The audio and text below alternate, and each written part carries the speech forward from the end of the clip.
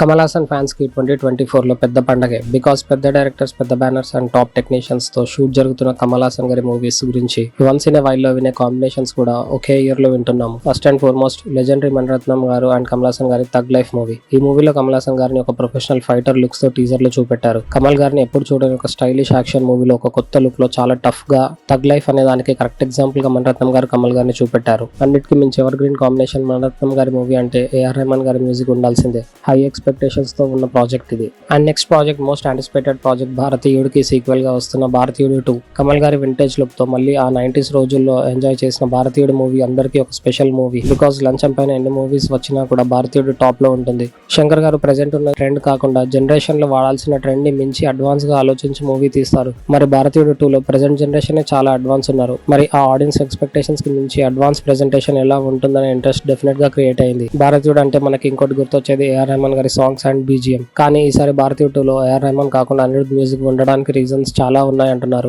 But exact గా ఎవరికి తెలియదు. ఎనీవేస్ శంకర్ గారి మూవీస్ అంటే రెహమాన్ మ్యూజిక్ అలవాటైన వాళ్ళకి ఇది డెఫినెట్ గా కొంచెం డిసప్పాయింట్ మూమెంటే. బట్ భారతీయుడు 2 లో అనిరుద్ మ్యూజిక్ ఏమాత్రం తగ్గకుండా చాలా టాప్ లో ఇచ్చాడు. షౌరా అనే సాంగ్ ఒక యాంగిల్ లో ఏఆర్ రెహమాన్ స్టాండర్డ్ లానే ఉంది. అండ్ తాత సాంగ్ అయితే ప్రెసెంట్ ఇన్స్టాగ్రామ్ లో ట్రెండ్ సెట్ చేస్తుంది. ఇంకా కమల్ హాసన్ గారి నెక్స్ట్ మెయిన్ ప్రాజెక్ట్ అదే ప్రాజెక్ట్ కే కల్కి 2898 ఇక్కడ ఆల్రెడీ ప్రూవ్ చేసుకున్న 2 లెజెండరీ డైరెక్టర్స్ మణిరత్నం గారు అండ్ శంకర్ గారు అయితే ఆ లెజెండరీ లిస్ట్ లో నాగశ్విన్ యాడ్ అవ్వడం ష్యూర్. కమల్ హాసన్ గారు ఇప్పటి వరకు కనిపించని లుక్ లో కనిపిస్తున్నందుకు కమల్ గారి పైన స్పెషల్ ఫోకస్ క్రియేట్ అయింది. 5 seconds కనిపించినందుకే మూవీ లవర్స్ ఎగ్జైట్ అవుతున్నారు. రేపు మూవీలో కలీ చాప్టర్ లో కమల్ హాసన్ గారి పర్ఫార్మెన్స్ కల్కి ఒక బ్యాక్ బోన్ గా ఉంటుంది. ఈ 3 మూవీస్ లో డిఫరెంట్ అవతార్స్ ని ప్రెజెంట్ చేస్తున్న కమల్ హాసన్ గారికి all the best. Stay tuned for more filmy బాతా కానీ.